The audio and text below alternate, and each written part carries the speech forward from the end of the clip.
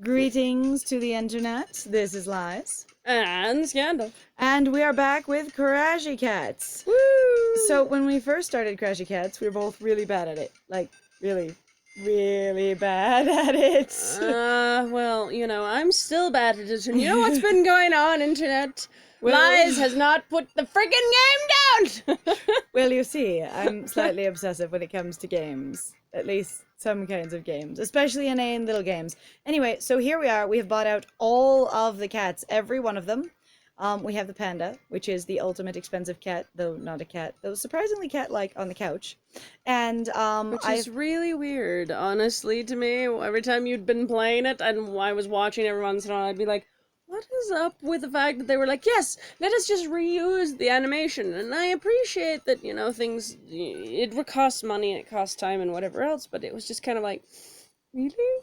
Really? Anyway, so this is the last level of Crashy Cats. We are going to be doing goals to get to level 30, which maxes out. We've got more than half the hats, so all of the cats are equipped with coin bonus hats. The cat, the not cat, the panda, wearing the bunny ears.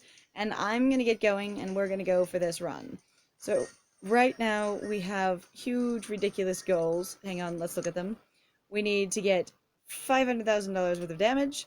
We need to find 20 cats, which finding them means getting them in your party, and destroy 15 paintings in one run. No, that was 500,000 damage. Did I say 50? I can't read. You said 50 paintings? Oh, 15 paintings. Okay, so I can't enunciate. You didn't even do that! Look at this. I got the cat. Ta-da! I'm so proud. So this one was a really weird cat to get because they're kind of pink, as you can see, and to me, and I'm gonna be morbid, they just look like a skinned cat. And I thought a skinned cat was really, really morbid, so I stuck a fairy hat on their head, which made them look more like, a magical skinned cat. So you have the dark fae riding their glorious, skinned cat into battle, or something like that. Oh, there's also been an introduction of a weird element. If anybody has noticed that there are tiny little red gems that pop out past point. We don't know exactly why they show up. I think it's just, at least for me, I'm guessing it's basically a multiplier thing of how much of a multiplier we have, because once you get all the cats, it actually adds to your multiplier for how many coins you get. So we have 11 cats, we have nearly half the hats, and more than half, okay. And then we have nearly all the levels. The coin multiplier now is so high, plus also the hat that you're wearing, and your cat, in this case, air quotes, the panda, it actually has its own multiplier. It does as far as we can tell, it's actually a 3-coin gem. So the gem gives you 3 coins. Yeah, so it's just basically that it can't drop as many coins as it would need to drop, and so instead it drops gems. Which is alright by me, but it was really weird the first time it happened. I'm like, I smash an object, red thing comes out. You pick up the red thing. What happened? So it was a little disorienting at first. And it came on rather suddenly. It was just there one run, when it hadn't been there the one before. Which I suppose fits into Crashy Cat's theme, where they really don't explain a lot. They're just kind of throwing you into it and seeing what happens. That is very much this game. It talks about itself incredibly little. You have to figure out what obstacles versus objects you can crash through are. The obstacles really only are walls and dogs, but some of the walls are pretty small, basically little steps and things, and the dog rockets can be a little disorienting at first. As well as you can run into people, which I tried to avoid for a really long time. And, yeah. So anyway, most of the objects can obviously be crashed down, even though other things like actual environment, such as that step, would kill you. And the dogs... Or basically a certain shelf, if so a certain, basically, like the basement, if you run into that is supposed to imply, it will get you killed. Yeah, the roofs, like that second story up there, if you jump into the bottom of them on the edge, it will in fact kill you. So here's what's disappointing. When the panda turns into the rainbow cat, it doesn't turn into a rainbow panda, and that makes me sad. I don't like, know. it's still cute, but it's like, it would have been fun to have basically a tiny little, Change. rainbow panda. So you could then have a rainbow panda. Now in this case, I wasn't running with the panda, but even when the panda does that run, that's all it is. You just get a rainbow cat. There are a lot of cat deaths in this game. In case you haven't seen our other one, there are also a huge amount of dog deaths, if you will, in this game. It happens everywhere. We're like just murdering pets left and right. It's a very exciting game. It's so delightful. It's not breaking legs, but it is. In case you haven't seen our other Endless Runner games, there's a lot of breaking legs in some of them. It really is. It's amazing. Horses will all have all the broken legs. These games are kind of morbid. You will just run until you die by smashing your face into something. Like, if marathons were really like that, I think they'd be way more of an extreme sport. Let's go run a marathon. Maybe we'll die. I mean, great. A lot of marathons, as far as I can tell, really do also seem to be a test of that. How long can you last? But now we've done it to the nice of, well, we won't kill you to do it. And you won't have to kill yourself to do it, kind of. Alright, we've got the 15 paintings. Now we need to collect 500 coins in one run. So I'm going to have to actually die some here. I know I did die a few times earlier, but I have to actually die to get the new goals to populate. So in the earlier levels, we only actually had 3 goals per level. But now... And then they introduced, now that there's another screen that's hidden that isn't actually activated or anything happens to it until it's actually on, the goal itself is on screen. Yeah, you can't actually swipe over to see the other goals or interact with them until they slide over, like it did just a moment ago. So, yeah, even if you're on the most blazing, beautiful run of your lifetime, and you go, 50,000 meters, you are not going to be able to complete all the goals. Doesn't matter if you bop 9 billion dogs, and if you destroy 1,000 paintings, and if you make 14 house fires. We can make house fires. It just won't matter to complete your goals until you can see them. Anyway, so this is going to be a little bit of what we call a grind and cast, because there's only so many elements of the game to talk about while we're just grinding through the goals of this last level, and so we're just kind of going to talk like a podcast. So recently, grinder cast. It's got grinding and it's got casting because you can hear it too. So one of those things. Pretty much. We've got a couple of other ones we've done if you want to check them out on the channel. Anyway, Scandal was just talking about how everyone is playing D&D. At least everyone in their digital social sphere. And not even necessarily people that I am acquainted with personally at all, just people that I happen to follow and happen to see and happen to either do art about it or whatever else. A lot of people are going off about Dungeons and Dragons, or going off about basically like Pathfinder, or going off about any type of basically pen and paper with die roleplay, which is fine. I've done several of them myself. Also, I have. Oh yeah! Ta-da! What are we? We are nerds. Nerds. Yay, nerds! Wait, you're nerds and you play video games? That sounds weird. Sounds fake, sounds but made okay. Up. It's the most made up.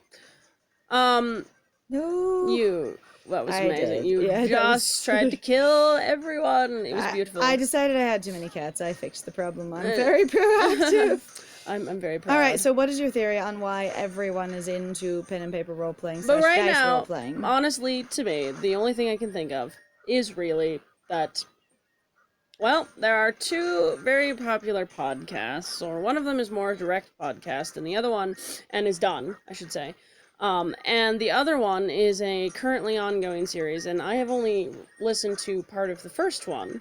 One of them is called, however, The Adventure Zone, and the other one is called Critical Role. Both of which I've heard of, but don't actually know how go. And that's fine. But from them, honestly, because they became so popular, because, actually, so the people who did The Adventure Zone did something called Monster Factory, and there was stuff in there, like, where individuals might know about, the final Pam, if they've ever heard of that particular meme, and I guess I'm like, for me, I guess it's a little awkward about it, because I have spent some time myself, actually, like, I listened to about 40 hours of The Adventure Zone. I went through some of the Monster Factory, which you can find on YouTube, and while I appreciate that they are yelling about the Adventure Zone for hours and hours. They were listening to this thing and going, "Oh my god!" Well, it was because when I was originally complain. at a previous job, I actually had the ability to listen to either audiobooks or listen to basically stuff on headphones, right? Mm-hmm. So that was the job that I was working for about 10 days for 4 days a week. Or excuse me, 10 hours, 4 days a week, blah, blah, blah. That was beautiful. That would have been terrible. Brilliant. I'd cry. 10 days That would, in a row. I mean, I would definitely need headphones at that rate. I'd be like, holy cow, I'm gonna kill everyone. Woo! Excuse me, I'm awake today. Woo! No, All right. not awake. Not awake. I dragged them out of bed for this. You totally did, and I was very much like, what? The podcast. Yes, wake up. I heard a sound. Okay. And so, but like I said, so I was listening to this while I was at work, and while I enjoyed parts of it, for me personally, so I am a role player, and I enjoy stories a lot, but my biggest beef for all these years is basically plot-driven characters instead of character-driven plot. Yeah, and I have told people about this. They really should be plot-driven characters, not character-driven plot. And I've been greatly frustrated, and was greatly frustrated with listening to the Adventure Zone and then sitting there and texting my friend, in the middle of, either breaks or in the middle of, I could not contain how angry I was and frustrated I was, or just baffled and confused as to why this podcast, it apparently had seemed as popular as it was. I'm not going off, because I know a lot of people are like, well, the representation is great. I'm not going off about that. That part is great. Don't get me wrong. That I heard about was basically, you don't have characters. What you have is assholes that are basically vehicles to do bad jokes. And and some of them they did slightly nicer things as things went on, as they became a little bit more invested with some of them. But I'm really like, all of them really were just like that classic of, as far as I've ever seen, is really where a lot of... It felt like basically a bunch of kids going off and playing a video game and going, I have no consequences. I can basically either mug everyone I want, I can run into everyone that I want, I can tell everyone off that I've never been introduced to. Let's play D&D like Grand Theft Auto. Pretty It'll be much. Great. Let's go to D&D Vice City. Which is not to say that that's necessarily a bad way. You could play games like that. I'm not saying you can't. But for me, I was like, people are being like, these characters are so great, they have such development, and you're blah, like, blah, blah, what blah. character? And I went, what character are you talking about? This just sounds like basically, at least for me, a bunch of people running around and being as jerkish as possible to every single NPC. But the thing is NPCs never responded in a way like you never had the police come after you like they do in Grand Theft Auto. There's no basically consequence. The plot kept going. That one too. So when I am a GM or DM, I can be, if I try to run a plot story and people try to, pardon the language, fuck around and go like, I will try to ruin your story. The thing is the story just changes. I will indulge in all of my fantasies and run around and destroy they lose the story because they didn't do it. If you don't actually get the job from the Duke who's trying to hire you because you are an absolute asshat, because you think it'd be funny to, pickpocket every one of his guards and slap him in the face because he's rude, you don't get to do that quest. You cannot and save therefore the you person miss at the out end. on that. So you your also go off on story something else. is a completely different story. And that's one of the things that I think a lot of people sort of miss in this kind of case is like, they go, if I'm running a story, then much like a choose your own adventure with no death endings, you just get still around to the end of because that's what we came story. here for. We came here for Critical Role, to only do this particular plot, which again, I've never actually seen Critical Role. I don't know much about it. But so the only thing I have is the Adventure Zone at this point, and being exposed to basically other role players, where at least in my experience, I've been mildly frustrated because I feel like for people that play D&D or play games that are, pen and paper with die, or just pen and paper, there is a lot of basically wish fulfillment, which isn't bad. It's still fine to do and your it's wish still fulfillment. fine. But the thing is everybody goes, play, develop your character. Gosh, like playing like Rifts, if anybody's ever played Rifts, you spend hours developing basically skill sets and, rolling die to generate a character. And then what do people do? Then they go off and they play themselves. And that's one of the And interesting they play things that themselves I with find. superpowers, or they play themselves with, basically with Unlimited with unlimited access. access, or basically out of character knowledge, or they just like. And again, I understand it's a thing to learn to do, but it's also like some people that I've ever seen or heard of or even listening to. It's like you're not even necessarily trying, To have you a know, character, all or you're like doing is trying to just basically be yourself and interact with this environment. or basically have as much fun, which is okay, and you can do that, but then I'm like, okay, well then that should be either the story or basically your GM/DM, like in the case of the Adventure Zone for me, was going, why is the DM not basically then being like, alright, so I was trying to do this story, it's going to basically bone over the party. Right? Because you guys are being jerks. You really are. And they even had characters that'd be like, don't do that. You're rude. Like, oh, that hurts. I was like, and some people would be like, oh, that's hilarious. And I'm like, so okay, so the in basically the interpretation that I was getting with Scandal explaining it was basically going, okay, so this is a video game with limited script where the characters can only say so much. Because I don't know if you've played a lot of video games, oh lovely watcher. However, sometimes that happens, and if depending you on the type of have game. a lot of the RPG games, if you are an absolute butthead, there isn't really consequences for it as long as you only do it in text. So if it is one of the possible text replies, you might not get that character to talk to you much anymore, but nothing really goes wrong in the game, if you Necessarily, yeah. Some of them, though, they could get really picky, which is fine.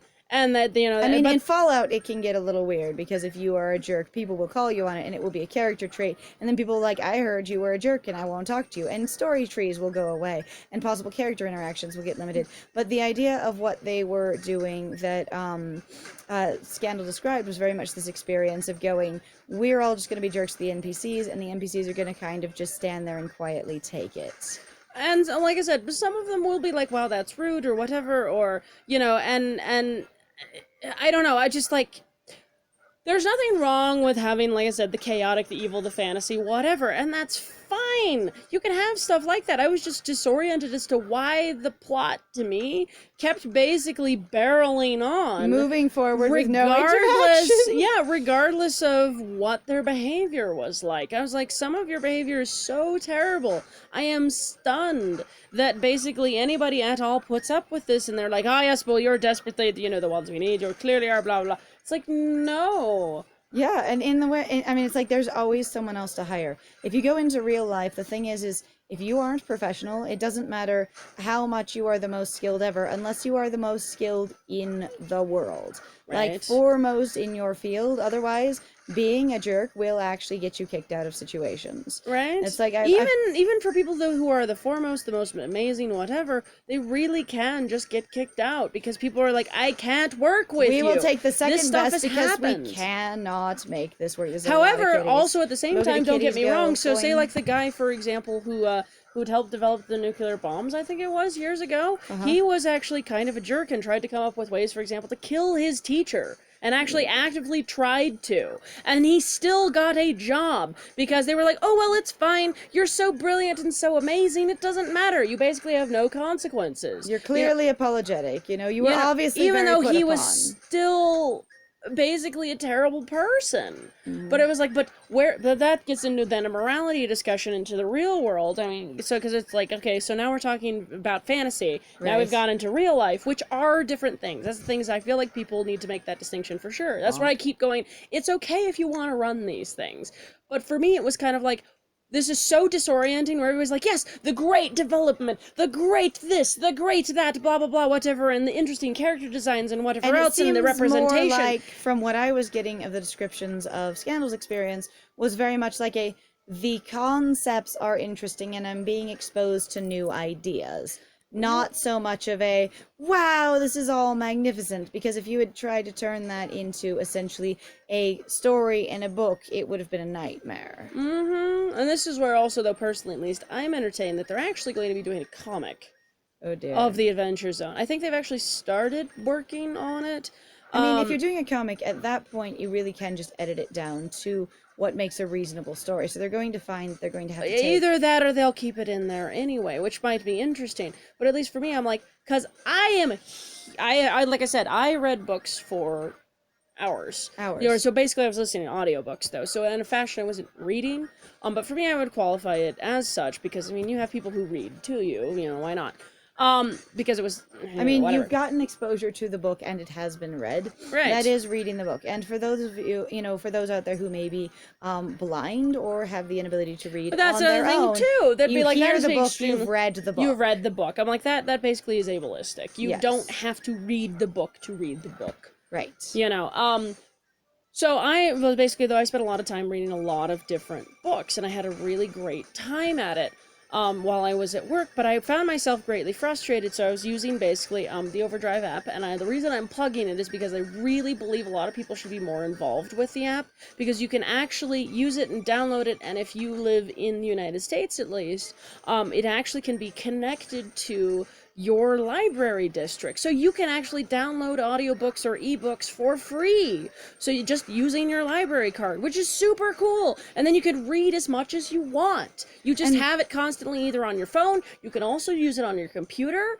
which is super awesome. All you need is just a library card. And you can also recommend books, and it's super awesome. This is actually cool because it supports your local library. Also, there are no overdraft fine or overdue fines. It automatically just gets rid of the book. Because, yeah, the book just gets returned automatically when your book is done. So if you have, you know, even issues, a Kindle either or a returning Nook or things, something like that, then you can have digital books. And if you have any issues returning things, you will never get late fees because it returns it on its own. Yeah, which is super cool. And you don't have to drive to the library, so you don't actually need transportation to use the Overdrive app. Which is super awesome. So anywhere you have Wi-Fi, so like if you go to, you know, a coffee shop or whatever, you could just go download yourself some library books, or go to the library and go download more books, because sometimes they don't have the audiobooks there, or they don't have the ebook there. Right, you could just get actual text. Yeah, it would be super awesome. But anyway, so the reason why I spent hours and hours reading this, and I found I am terrible at segueing, dude. I am the king of segues. All right, so Scandal here is king of segues. Yeah, go ahead. you are the king of lying about putting games down. God, I lie so much. And this will be my last. Nope, I've lied. I'm gonna do it again because I didn't do it good enough. If I do it good enough and perfect to my standards, then it will be my last run. Then it will be. Unless but there's another thing.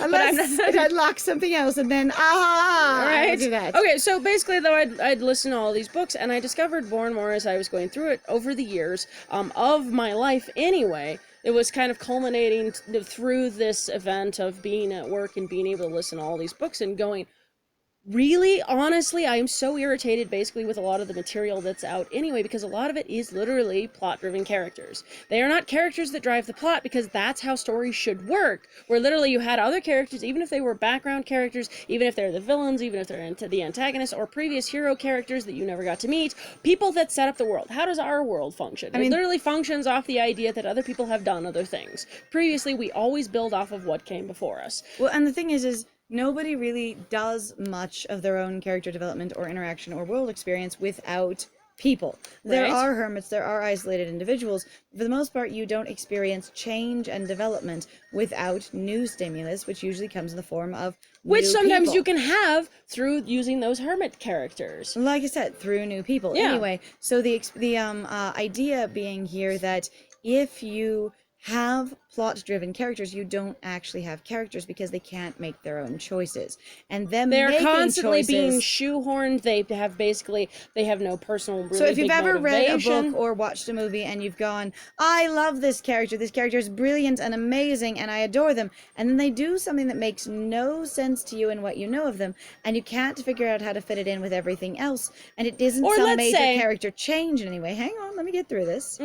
Then you have an experience of going, I feel like my character was lost, or the character was lost. And if a lot of people feel this way, you're probably having an experience of plot-driven character, where there isn't actually a person unless that person fits perfectly into exactly what the storyteller wanted to tell. I needed to use this character in order to further this particular plot point. They become a plot-driven character. So what I was going to say is basically, let's have a character that declares, I don't like murder. Right? Right? Okay, so everybody goes, all right, this is your character trait. You don't like murder, right? And then they get shoved into nothing but having to murder other characters. Unless basically you get further explanation of why they don't like, or if some things are okay about this murder, say like they have to do it for a job or this thing, or basically they need to clarify further, or they just keep going, well, I just don't like murder, keeps murdering people, I really don't like murder. And you're like, so basically, is this a torture campaign for this character and constantly getting Like, shoved, we're where the having plot an is for experience- some reason throwing people at them, or people are throwing themselves at them to just be killed, which is another thing I actually hate, because you have all these silly little side characters, or like, let's say the big bad's other side character, you know, or animals that will blunder out of the woods and be like, oh, look, there's a person, I just must kill them because kill them. And even if the person basically stabs them once, say like in a fantasy setting, Right. the animal keeps persisting despite being in agony. Okay, so the one I love is in like role-playing scenarios and in movies and in books. Animals behave wildly unnaturally. Like, it's no wonder most people are afraid of wild animals, unless, of course, they're the people in Yellowstone who keep trying to pet the bison, and then I'm just sorry for you. That's a bad idea. But in general, a lot of people are wildly overscared of wild animals, because in movies you have, and in books and everything that I've described, you have this experience of going, you know what? These animals are going to try and kill you relentlessly, ruthlessly, unstoppingly. It doesn't matter if they're crippled, zombies. paralyzed, half blinded. They will keep trying to kill you until you kill them. They are that zombie thing, basically. They are this thing, mindless thing that literally will not stop attacking you. I have to rant off on henchmen for a minute. Oh, go ahead. Okay, so the mindless animals, basically, they don't make any sense except for a very, very sick wild animal, one that doesn't understand what it's doing or doesn't understand that it has an option to get away. And so if you have an experience of this animal going, I am going to fight you down to my very last breath, most animals will do the basically better part of valor. I will cut my losses and get out of here. I don't want to die. The other thing too is I wanted a meal that was, this meal is not worth the amount of pain and suffering and calorie basically expenditure, well, and or it can be life different expenditure. Things. It's not necessarily that they wanted a meal, because not all animals want to eat you. No, it's not that at all. I am scared of you, I am threatened by you, I I'm am a uncomfortable moose about you. You are dangerous. You I will are kick your near butt. my child, whatever it is. But the thing is once you have kicked their ass enough, they are going to go, I don't want to die. They have a survival instinct. And unless they feel absolutely unable... You can startle in some all big animals and they will circumstances- run the heck away, because they're like, what was that? Lose 9 cats in one run. Well, I'm really good at losing You are cats. brilliant at I losing, lose so especially many been cats. losing cats And you know recently. what? If that goal had been on this screen, it would be done already. Yep. Anyway, so what I wanted to do is compare those unceasingly attacking animals and monsters and creatures to basically the completely devoted henchmen. So this is a rant that I've gone off on a few times, and it's going to take me a second to get through, so bear with me. You have in books, and you have especially in movies, these utterly devoted henchmen. Now, they never display devotion like, I love you, or I'm passionate about you, my, bad person in charge, but they display it in the, I am willing to go to lengths of self-destruction, of pain, of, be even like mutilation and dismemberment to try and fight this battle for you, but not necessarily even for you, their leader, but basically for their own edification past a point. So you get this experience of going, I am fighting the henchman, and the henchman will stop at nothing. It's like they're not hired for a job. It's like you signed their soul. And the thing is if you are a henchman, and yeah, sure, maybe your boss can hurt you, maybe you are afraid of that, but if you're going to die anyways, you don't have on pain of death. And that on pain of death is not usually explicitly explained in a lot of these stories, where you have these ridiculously devoted henchmen, where essentially they turn into plot-driven characters, where the writer of the plot goes, I need something to attack my protagonist to the bitter end and be this dramatic, intense battle that does not go away. And then they create a person in the shape of that, the shape of that obstacle is a person. And that person then is not a person anymore. What they are is literally nothing but a plot device, which is somewhat disappointing to me, because real people will often give up, will often surrender, will often lay down and call it good enough. But not in movies. And so will and there animals. have been some historical examples, though, of basically saying, Sorry, like, I got the distracted Amazons. by burning dogs. No, that's fine. There have, like, the Amazons, or, like, historically speaking. There's also even one, so it was inspired, so the group that inspired, the creation of the all-female army in the Black Panther was Right. actually a real group of people who were considered to be completely terrifying for how dedicated they were and how powerful they And were how ruthless. and how ruthless they were, and really they did have that. And you can have basically those extreme examples. The reason though that people love using them everywhere, and they need to understand though, is these are extreme examples. Not everyone will do this. These are basically every henchman outliers. ever. Yeah. That basically they were trained for this. They were born and raised and So it's bred more for like a this. moral creed rather than it is a I got hired for this job and now I will die for it. I mean, would you Right. die for your McDonald's job? You might. However, you might not. You really might not. But that's the other thing too, is that people never really establish these very well. People just make the assumption that because you've read this genre so many times, You or will been exposed to understand this, that you this is how understand this kind implicitly of device works. that this is how the world works. Just in fantasy books, you always have the evil orcs, and this is what orcs are, and this is what they look like, and what they always do every single time. And you understand all the occasionally- time that this is what elves do. You understand all the time this is what dwarves do. So what Or we're if you're talking into about here sci-fi. is literally a learning curve, where a learning how to understand the story. And I feel like I'm going to talk about new authors here, that learning to write, learning to auth, let's say, because that Learning sounds to fun. auth. You must learn to auth. Anyway, so to become an author, you must learn to write. Learning to write, much like learning to speak, is a process where you model what you're doing after what other people have done that you've been exposed to. And so you get this experience of going, all right, I have read fantasy books. I have learned the algorithm for basically what fantasy books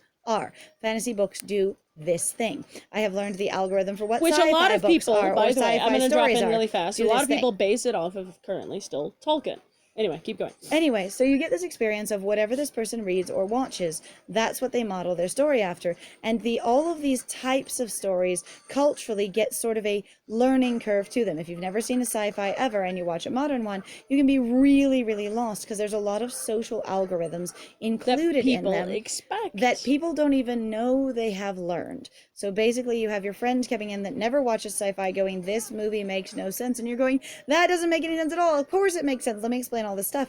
And you realize the more questions you ask in a thoughtful and intelligent discourse that they have no context for anything and that you have context you were completely unaware of. Yep, you have social context. Yeah, and so having social context for this is just what a bad guy does, it turns a bad guy into an object. So in my opinion, a lot of young writers or new writers, I'll call them young because they're young to writing. Yes. Has nothing to do with their actual age. Nope.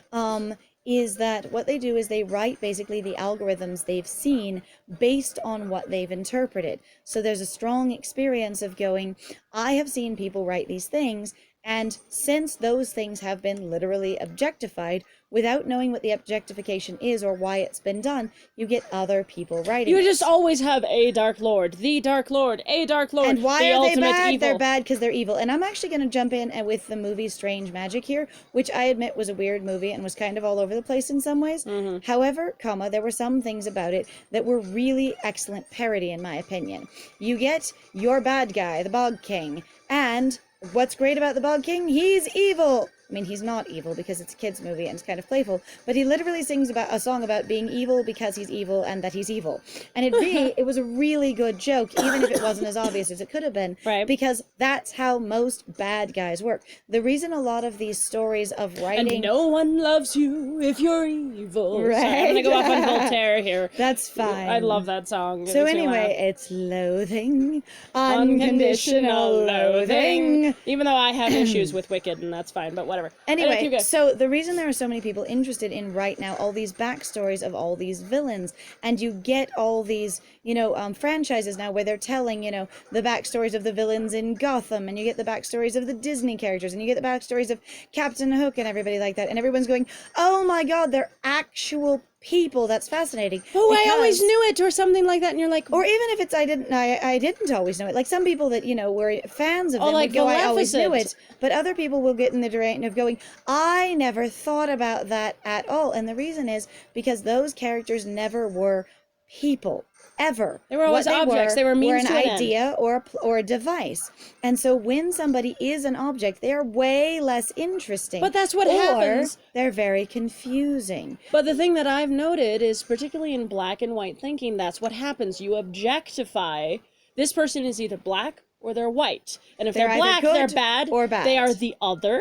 or they're And, us. and then you've got turning tropes on their head a little bit, going, yes, but the pretty one's going to be the evil one, and the ugly one's going to be the good one. But you're still black and white. You've just swapped things around. You've said, Right. now black is white, and white is black. Oh, I'm so clever. Except it's really It's like, no, wait. Now the boys have wings instead of the girls. right? The Ah. gelflings now have been flipped around. Ha I am so clever. I am so original. Yes.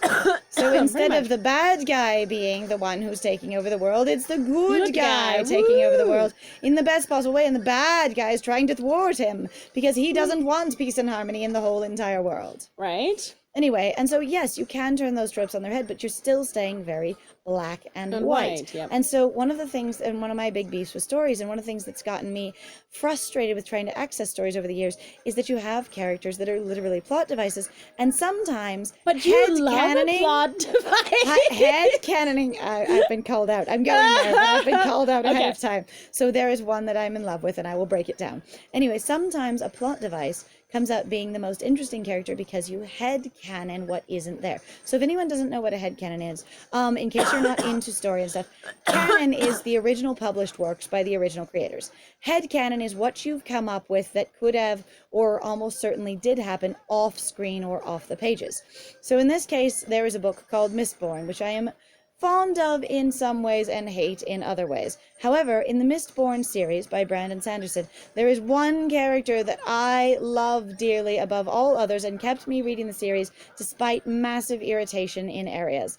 And that character is Marsh. And when you break it down, Marsh is a plot device. He really is. He has written character and he has implied huge amounts of story, but it's never ever told. Explicitly The parts, stated or when you explicitly get in discussed. his head, are fascinating, but they're very, very limited, and all of his actions are forced by being actually even a labeled sort of plot device. He's taken over by a greater power and used to advance the plot.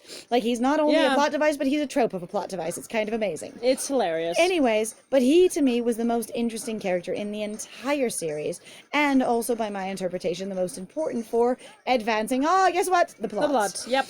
Anyway, all right, do we have any more goals? No, that's it. Okay, so back to the game for a second. We are in level 29. Level 30 is the last level. We're going to get the last reward. We're going to see what happens. We just need to travel the last meters and get 50,000 damage in one run. So we're going to do a great long run and get the damage, and we're going to see if we can get the meters. So in other words, I don't know, should we be quiet?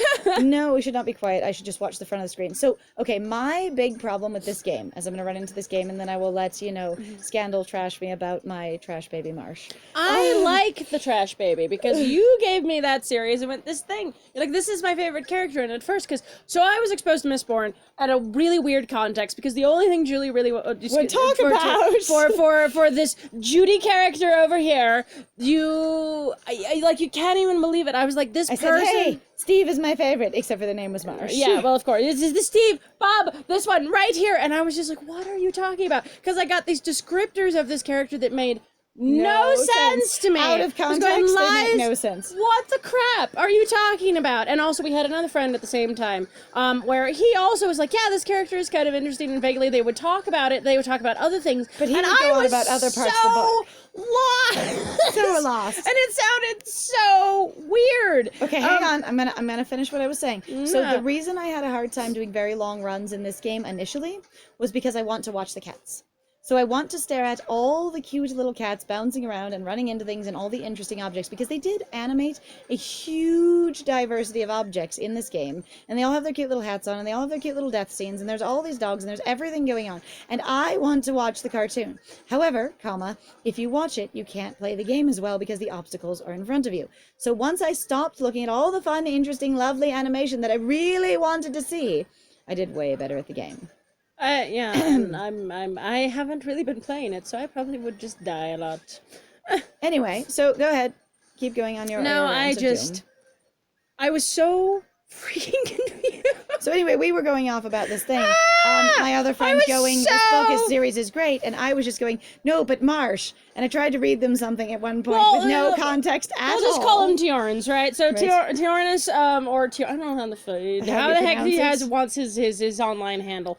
But basically, both of them would just talk about it, and I was so disoriented as what the crap they were talking about. Finally, after a couple of years of them talking about this series, I was like, okay, maybe I'll Scandal actually had had finally enough. read it. But I only actually got to it last year. No, Yeah. 2 years ago. Year and a half, I Year and a think. half ago. And so this is about, what, 6, 7, 8 years of knowing you, and you guys have been talking about this basically ever since I Right? met And you. going, what's going on? I don't understand what the crap this is. So this took a while for me to get in this, because I'm also one of those, again, where, like I said, I'm really skeptical when it comes to stories, because I tend to be very critical of it. Of going, okay, well, where does this make sense? What is this about? Can you actually, I want to know characters' motivation. I am very much a character person. I like watching for characters. If I'm watching for the plot, eventually I get done. Because the plot isn't motivated by any of the characters, and the characters are just frustrating vehicles that you have to deal with and ruin everything. And vehicles are obnoxious if you want them to be characters. If you want it to be a vehicle, have the car do the movie. Right, which is also makes it bad, because I've really liked sci-fi, but I also don't like sci-fi a lot because it is specifically about the vehicle. Right? Which is fascinating. It's like you have all these characters in the bus, but they are all stuck on the bus, and they're all jerks, and they're all gonna go there anyway, and none of it is about the character. And I'm like, so how did you ever get to this point anyway? Which is the thing I always have problems with sci-fi, because they're like, well, what we're doing is we're discussing this morale point, or doing this thing or that thing. And I'm like, Yeah, it's a and how did you ever philosophical get there issue. with the fact that half of these characters don't know what the crap they're doing? Well, it was inevitable. Why was it inevitable? Because all these previous characters that you never get to know, that apparently set this up because they're magically, the biggest chess master ever, they're going to... This makes no sense. You should get to know those characters, because these characters Back are to nothing. Mistborn. We have beefs with sci-fi. We will yell about sci-fi more later. And fantasy, too. but- Classic sci-fi and classic fantasy were usually put together to examine an idea. And so you had really people in there only so you were not writing an essay about an classic idea. fantasy was based off of Tolkien, and once Tolkien basically wrote the genre, which is D&D now, of the big bad whatever else, you're always working up to this ultimate evil kind of thing, compared to a sci-fi, which usually was examining some sort of moral thing, or basically societal philosophical truth, or mechanical thing, or whatever else. Yeah. That's what we're talking about, old classic sci-fi. It's gotten a little bit more, inundated with other things, which I think is fine, because it totally needs to do that, because it needs to stop having its head up its But butt. we're apparently actually getting a sci-fi conversation now, It's and not fine. later. You started it. Okay, Mistborn. No, we're gonna go back to Mistborn. Okay, so once I started reading Mistborn, I really did go, no, this is about the only other character I liked. Now, I liked Vin.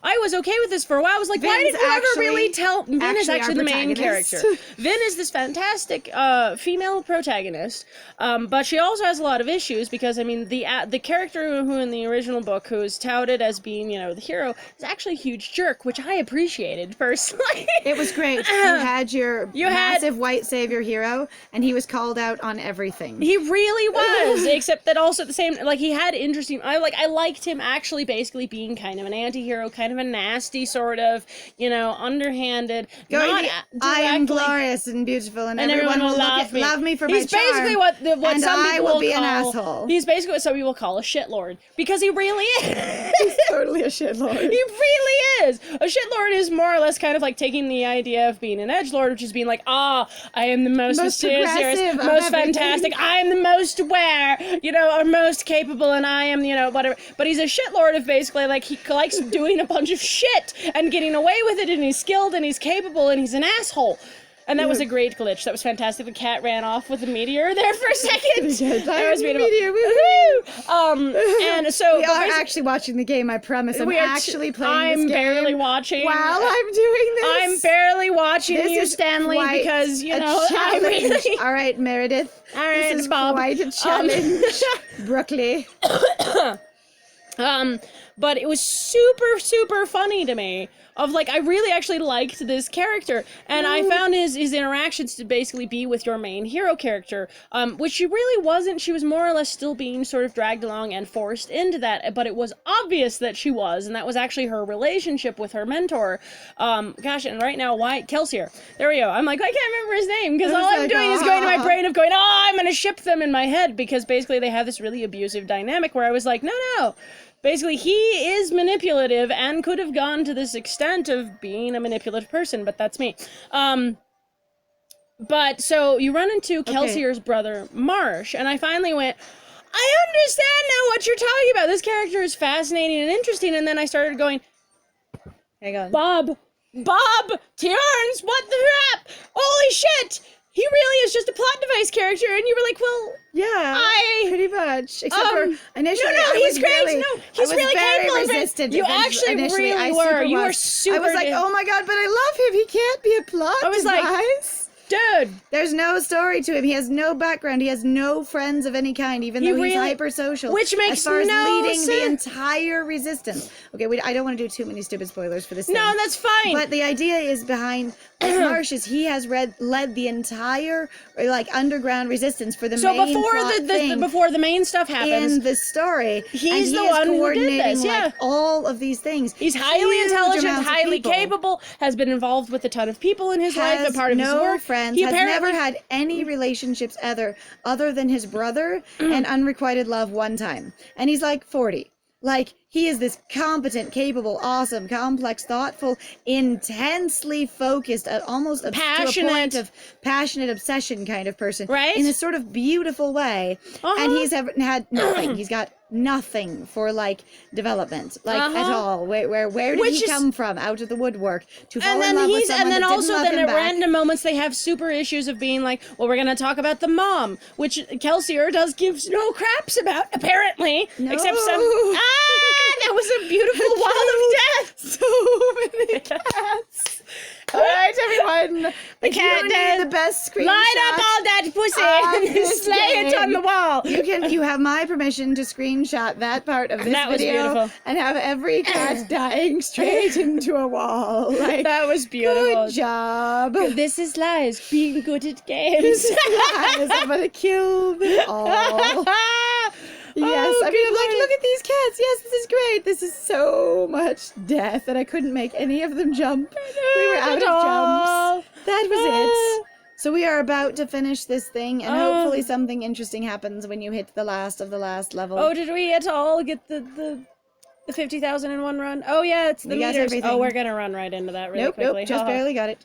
Just barely got it. I just need to grab the meters. The meteors. I mean, the meters. But see, but that's one of those things too, where I'm Anyway, like, here's so- fascinating character, but basically being driven by plot. And I am greatly, typically frustrated when that happens because it's like, why would I? And so it was a Why do you need combination characters? of Scandal yelling at me going, I am so frustrated by this and I love this character anyway. And I understand And it, I feel your pain of going something about this character. Oh my god. right? Except for the fact that then when I was really going off about, you know, hey, by the way, this is actually a plot, you were really honestly upset I really about was very it. defensive at first, going, no, there's more to You were them." like, Brenna, and then dude, it was just like, stop. And I was like, and it was like, you know what? Lies, you are lying up to yourself about this thing. You are in denial. And I went, no, but they're, all right, you're right, but I still love them and it doesn't make them bad. And then we met on common ground. and that's the thing too, is where I'm like, at least for me, a plot device character doesn't have to be a bad character, but then you just go, basically, what this feels like to me is a bad author. Is a bad writing of that character. And when I wrote the author, after having finished the last book in the series, to ask about my favorite character, whose story was the only story not wrapped up on page, I was so irritated. I was like, okay, so what happened to them? They were my favorite. And the author went, oh, they were your favorite? All right, an astronaut hat. Yay! Yay! Wait, There's level X. Oh my god, max rank, there's level X. So here's the unannounced secret level that I did not know about. So we're going to go a little bit longer because we're not quite at an hour yet. And we're going to go to the unannounced secret level. I don't know. Oh. What kind of a hat was that? That was bizarre looking. It was a 3%er though. It was a really weird looking Do you hat. have all of your cats though with either 5 or higher? I think every one of them's in a 5 except the panda. So this is actually a 10% hat on the panda. That's why I said 5 or higher. Yeah, I know. It is the most valuable hat I've gotten in the game, and it came from one of those chests like I just purchased. The chests went through this interesting metamorphosis of being really easy to purchase at the beginning of the game. You could buy one every run or two, to being in the middle of the game being ridiculously hard to buy because they got so expensive, because they go up in price every single time you buy one. Regardless of what's inside, which Right. I was irritated about, and I'm still actually irritated. This is again where I'm like, mechanics, you've Anyway, lost me. Now I understand what they're trying to do though, is either to convince you to either keep playing for as long as possible, Or so you do can premium eventually currency. potentially through a randomizer get stuff. But see, I don't like randomizers. God, I So don't what's like going on, in randomizers. case you don't have it, is that when you buy a chest, you get one of the hats out of the collection, and it's randomly chosen. And if you get one you already have, then instead of it doesn't eliminate them from the randomizer once you get the ones you have. What it does is it gives you fish instead. It gives you the premium currency instead. So you can still get all the hats you'd gotten before, but instead of getting them, you just don't add to the collection and instead get premium currency, which is irritating because it makes the collection much harder to get. Oh my god. Yeah. And the premium But I currency honestly would doesn't understand come at a rate at which you can buy those hats very easily. However, what I was talking about is basically with coins. At first it was really, really easy to buy the chests. And then it got really hard to buy the chests where I could only buy one about every 10 runs.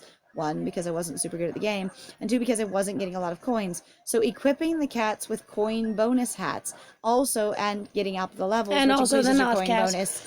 Right, don't forget our lovely not cats. Our lovely not cat and our skin cat. Yes, and our skin cat. I'm honestly very fond of skin cat. I like my, death fairy riding their skinned cat into battle. I enjoy it.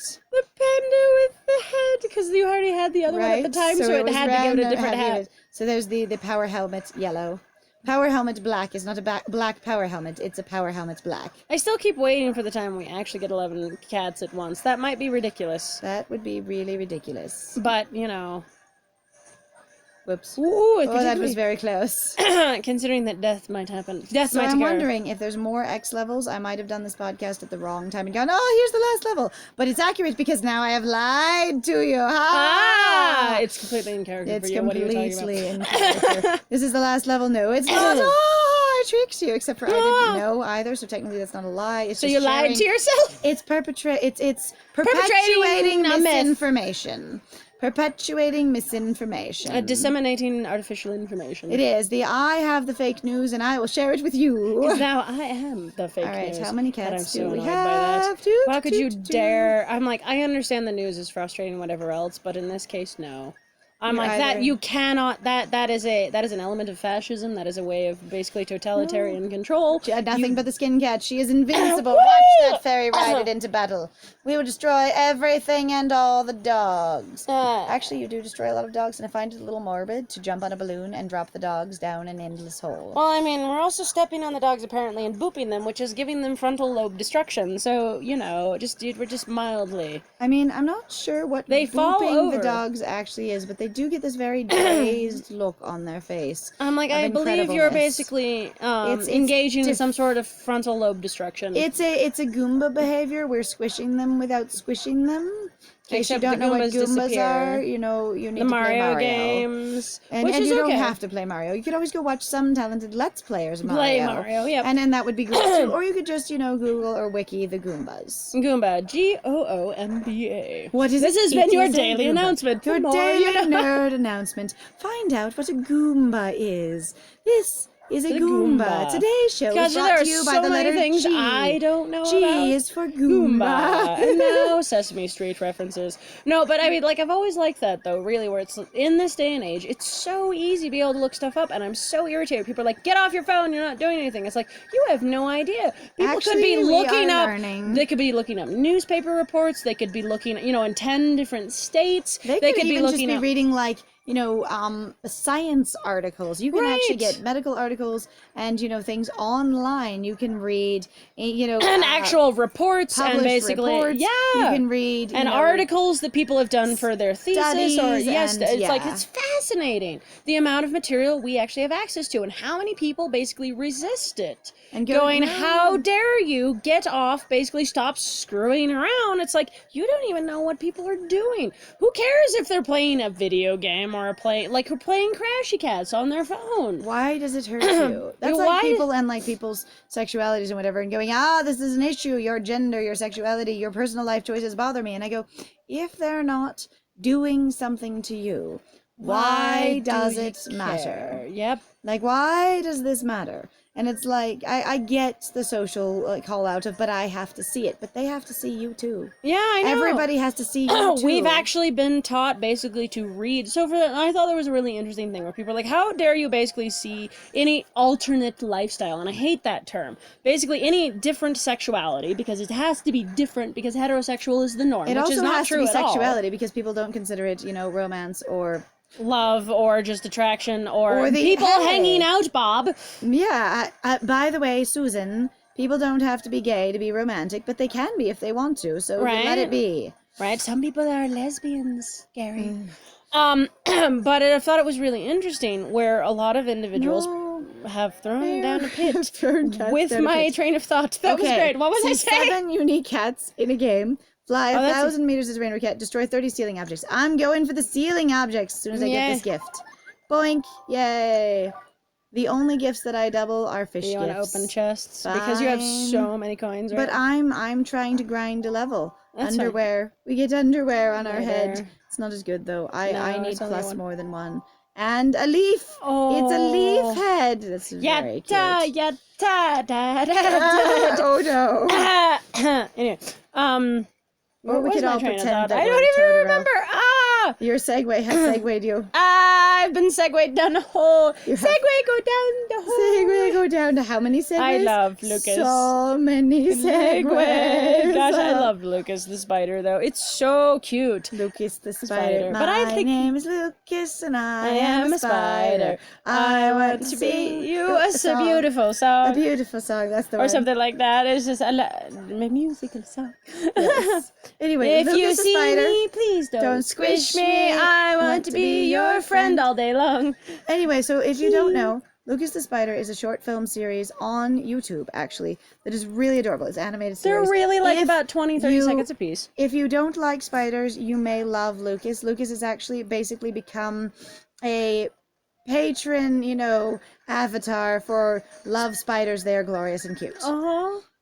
Anyway, as They're well really as cute. He's fairly realistic jumping spider, which is nice for an animated thing. So yeah, if you're looking for Lucas the Spider, it's really, really cute. He is super adorable. Holy cow. I don't know what to say. I was very happy that I got to run into that tiny little spider, because I personally actually really like even real life jumping spiders. To me, they're some of the most adorable and also some of the most intelligent.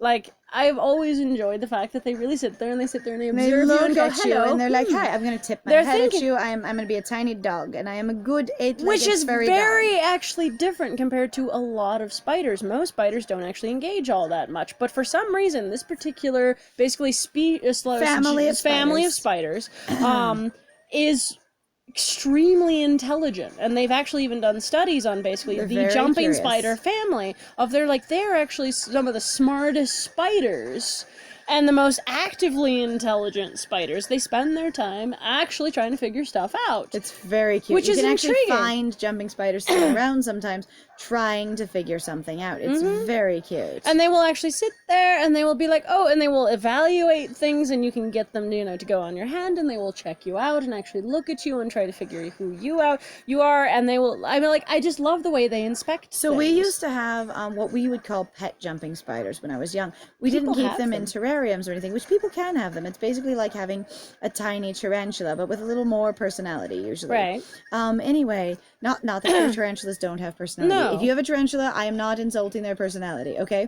But as far as I've ever seen, jumping spiders tend to be far more animated. Let's do that one. Animated. Anyway, so we would have essentially pet jumping spiders where, in the sense of, if you find one, you put it in a place in the house that makes sense to you, and then you would find it living there. So we would have like the bookshelf spider, and we would have, That's cute. It would, or we would have, the toy shelf spider or the toy box spider, and then there was, the kitchen sink spider, and you would see them in their little territories. And it's great because, jumping spiders don't build webs because they're, instead of passive predators, they're active predators. So they don't sit around and wait for prey to come to them. They go out and hunt, and then they come back home. Which is probably one of the things where scientists have discussed potentially why that helped for them to develop having a more active intelligence. If you have to sit there and evaluate and go, where's the food? Instead of going, I'm going to wait for the food to come to me. And how can I catch the food? Instead of, I will wait for the food to get caught in my net, and then if it gets caught in my net, I will then go and get it. Right. Instead of that waiting. Or I will try to get it while it's caught in my net, and see if it's possible to, keep it there. Right. So okay, so you had different types of different little spiders in Anyway. different sections of the house. Anyway, so and then we would, we'd visit them and talk about them and give them names and stuff. But a lot of them would get very, very friendly. So you'd have this experience of the first time you put them on the bookshelf, they were a little unnerved and uncomfortable because you found them in the doorway and you're like, you can't live here, someone will step on you, whatever. And then you put them on the bookshelf and you visit them there, and they get used to people coming and visiting them. And then they start being more social. And then you realize that if you hang out by the bookshelf, they will come out and check you out and basically be like, hello, I am visiting with you too. Yeah. And it's very charming. And some of them would actually, if you put your hand down, walk on you and then walk back onto the bookshelf. You could sort of have a tiny friend for a while. Unfortunately, their lifespans weren't super long. So it's like you have this very limited, friend. Mm-hmm. Which is my one of my issues with pets. So spiders I actually love as a pet because any free-roaming, self-caring pet isn't technically a pet. It's an animal companion at that point. And dead cats everywhere. All right, destroy 10 walls. I can do that. Oh no, I can get another chest. Yay. All right, do it. So we already have this one? so it turns into a fish. Yep. Awesome. So that's how that works. All right, back to the Except running. not awesome. Anyway, not awesome because we didn't want the fish. We wanted another hat for our collection because we want to get all 99 hats. I'm like, this probably does, though, take a while. And as far as I've ever seen for the drop rates, air quotes, of the higher ranking loot boxes, they are loot boxes. That's one of the things. It's hat loots. It's hat loot box. Hat loot box. And honestly, with the controversy around loot boxes, it's like, I understand completely why people have issues with them. I mean, I have had issues with them. I don't like randomizers. Here's Crashy Cats and the discourse on loot boxes. And now it happens again. It happens again. So if anyone doesn't follow Jim Sterling, well, they can hear a lot of discourse. Or the Jimquisition. They could hear a lot of discourse on loot boxes. We're actually a big fan of his channel. It's actually, I find his channel to be very interesting. Now, I don't agree, obviously, with everything that he says, but I've had a lot of, fun over the years, basically, of being involved, or just kind of watching what was going on, because it gave me at least some exposure also to a lot of games that I don't really have much to do with.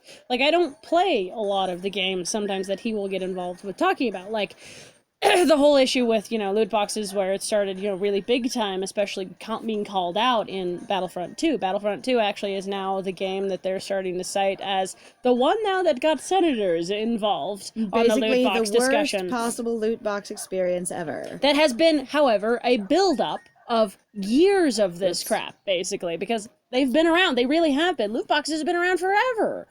They really have. Well, they have, and they've been in games forever, and with premium currency, too, once that was a thing. Like, I played, a bunch of the older games back on Windows 95, and, Windows 2000 and stuff like that, because I loved those older games, and, my family was like, yeah, it's this, and my dad is a total older computer nerd and stuff, and going, do this thing, try these things. Like, my mom actually played Round 52, which I don't know if anyone knows what Round 52 is, but it was a little tiny 8-bit game that was on the computer through DOS.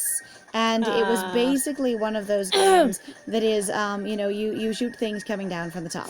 And the graphics were so incredibly poor. You basically had, those seagulls everyone draws in the background when they're drawing stick figures, the little W's, or the M's. The V's. The V's. Like, that's what the characters were. That was the animation. They were so hyper-simplified. They were super hyper-simplified. So you had these lines of things flapping or scooting at the top of the screen, and then you would shoot them out of the air with your, essentially, block at the bottom.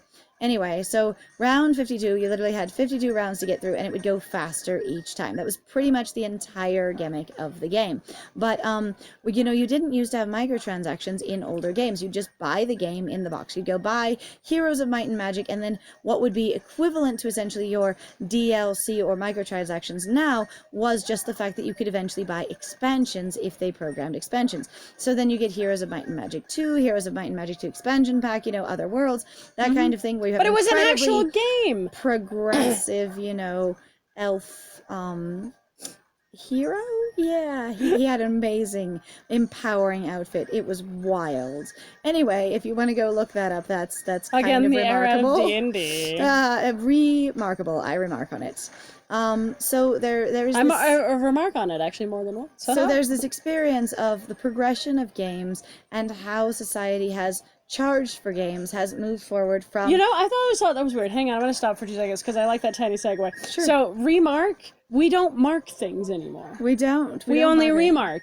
Uh-huh. And I'm like, It's but an you didn't... orphan word now. It really is. So there's this great language term called orphan words, where if you have a word that is a word Mark my word. with a prefix or with a suffix that is not a word, if you remove the prefix or the suffix, then it's an orphan word. That word by itself, such as mark, which has become an orphan word, doesn't mean anything anymore. Let me mark on this. And people go, what? I mark what you've said. But basically Right. what it is a note. I've taken note of what you've said. And then when you remark, you're stating it again, going, it's that thing. Right. So it's like sort of like disquiet. So dis is a prefix, but discipline, if you take it off, iplen is not a word. It's an orphan word. Right.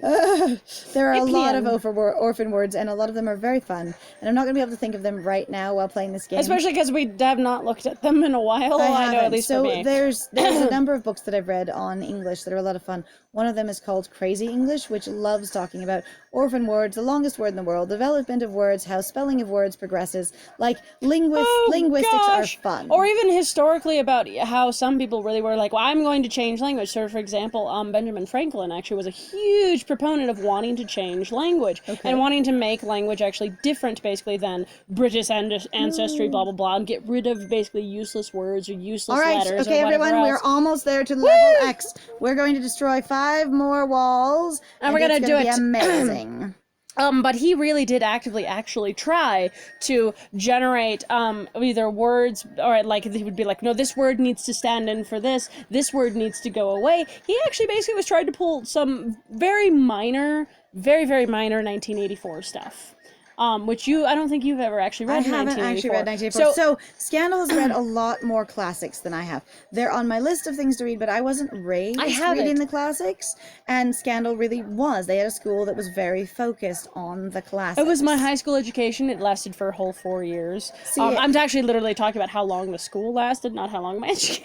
Not how long so the school lasted for like 4 or 5 years, which was very unfortunate. It was a charter school. It was called Idaho Leadership Academy. It was really fascinating to me. I really had a good time with it. It was a very different schooling experience from what I hear. Of course, I don't have a lot to compare it to because I stopped going to school in the 4th grade. You were a homeschooler. I was homeschooled after the 4th grade. I did have friends who were in the real, actual high school. That was amazing. Whoa, they kept running. They did. They do sometimes actually under there. And you can keep bouncing, and I keep going, is there a secret under level that I just can't see the obstacles in? What is this secret under level? Maybe we'll get to it after we do level X. Who knows? It'll suddenly shift everything. You go, what? And I'll go, oh no, it's a whole nother game. What have I done? Anyway, so my schooling experience was very, very different than Scandal's. But yeah, so we had basically, they really liked us to read, they really wanted us to basically read a lot of original materials, either by Frederick Douglass or whether, by Benjamin Franklin's own personal autobiography. We read, tons of works by Shakespeare. We read a lot of books, honestly, that also I got a lot of going like, wow, you're reading that, basically in the start of high school. Well, most people either got to that later in high school or they only got to it in college. See, and I only heard about a lot of the books in college, like Tom's Cabin or Sophie's World or The Yellow Wallpaper. Yeah, or which like Virginia this. Woolf. Like we have plenty of things that we read by Virginia Woolf. We had original poems. Not just read the poem that everybody knows from Robert Frost. But we read a lot of his other works too. We also read some of the original female poets that they were talking about. In early colonial times in the United States. So there's been a lot of material that I've read. There's also a lot of material that I don't really remember. This is a lot of cats. There are a lot of cats. So I feel like the screen's not long enough for all of the cats. No, and we even have the tablet. Can you imagine doing this actually on an Android phone? Right? This would be so tiny. So I'm really glad that I am not playing this on a phone because I would be like, this is way too small. I can't see my cats. Where are my babies? They're in boxes. Look at them all in boxes. They're glorious. We have so many cats. Boxes. Oh my gosh, and they keep... No! See, there was that You glitch. did. Wow, that's fascinating. All right, so we've almost got the walls. We're going to break through it. We're going to find out what this secret level is together and have gotten level 30 and level X as a team. Yes, team. Team go! Team go! I don't know what's going to happen either. One of the themes on our channel is we are always playing games we have never played before. Except- Which eventually, ultimately, we hope to play games we have played before. Because if you haven't figured it out, Lies, myself, and Scandal themselves actually have very different gaming history. It's true, and I'm actually really looking forward to it because there are plenty of games that you've played that I was never either able to play, so I've heard about them. But I had older siblings who liked taking games away from me, and I also had heavily conservative parents. Which is who what I was a going lot to of say. times I'm going to call no. out Scandal here going, you had restrictions on what you could play. I did, and also I think at the lot. same time, in some ways you did too. I had, It was though less obvious, I think. Is it- But, like either monetarily, like because my family infinitely had more money than you Oh my did. god. So it was like I was a super poor upbringing of a child. Uh-huh. And Scandal had a lot more money than me. So we have interesting differences there. On the other hand, we both come to the same conclusion. Life is expensive. Millennials have the right idea about share your finances and your space. Be better friends, build more stronger relationships. Ditch some of the nuclear family where only family, it's every event ever, and bring your friends in because everyone needs support. Share your home. Why not? I mean, also it makes stuff Okay, a heck there's of a the lot walls. cheaper. There's the walls. Woo! I'm gonna die. I've got all these kitties, but I'm gonna die so we can get this level. Boof. Whee! Oh, the cat hopped tried on its own. It tried on. I'm Aw. sorry, kitty. I'm sorry. Woo! I Double really for free. feel All right. bad for We're that gonna cat use this ad. because I didn't actually touch the screen. It just wanted to live. See, I'm fascinated that they're using actually Wish and trying to do mini game.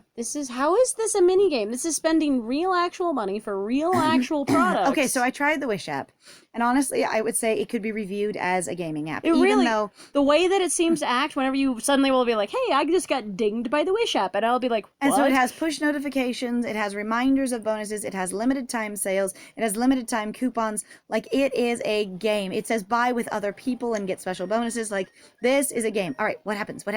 There's another level X? Oh, they're gonna keep going. I guess I bet they you the just reason they keep just going? I honestly, it makes sense also though too because if you say that you got to the end of the levels, you didn't get all the hats, you wouldn't want it to end. Right? Okay, so here's what I'm going to do. We are going to go through and show you everything we've got and then wrap up this podcast. And if I get to the end of the level X's, we'll come back and show you briefly what it is. Sure. So here's where you buy the highly chests. doubt we will, but I think doubt they're just so. gonna I be think they harder just and keep harder. going, unfortunately. Here are our cats. So we're going to start with Panda. Panda was the most expensive one. You cannot earn it. This one, Leo, you earn by leveling. Red, you earn by leveling. Soot, you earn by leveling. Frosty, you earn by leveling. Sunny, you earn by leveling. And Rusty, you earn by leveling. But Milk and Smoky and Diesel you have to buy. And then Ginger is your base cat.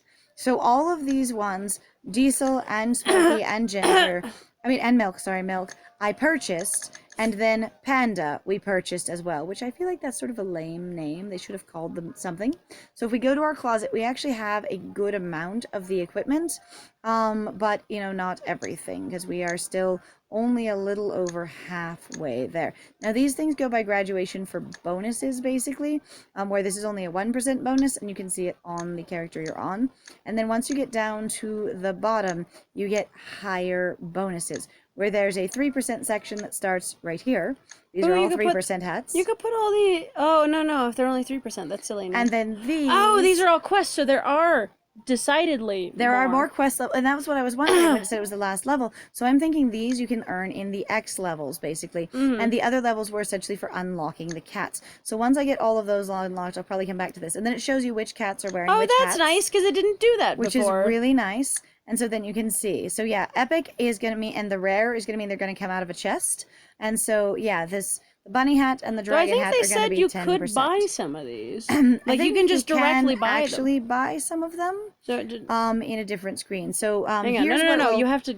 Hang on, no. I want to look at this really fast. Hang on. All right. So, I'm pretty sure... All the way down. So let's just pick something. Yeah, All you right, can buy you it can buy it for for 100 fish. Okay, so I only knew you could buy them here, which you can go to here, scroll through the cats. I didn't realize you could get to there from the closet as well.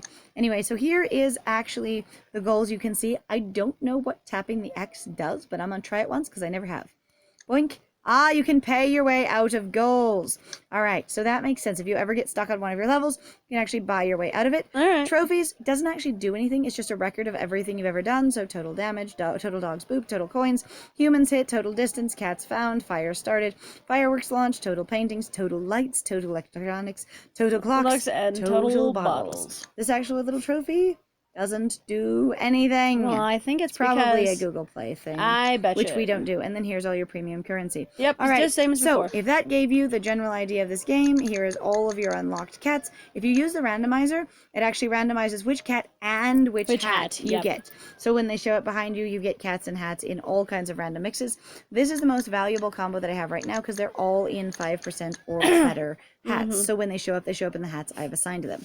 All right. So if you liked this podcast and all the randomness all over the place, or if And you're the segues interested, that we dropped and brought up again and dropped and brought up somewhere else. and or you're interested in more traditional Let's Plays where you just go through a full game and get the sense of it, you should check out our channel. You could like or subscribe so you could find our content again. And it was lovely. Thank you for joining us. This is Liz signing off. And Scandal. And please take care of yourself. Goodbye. Bye.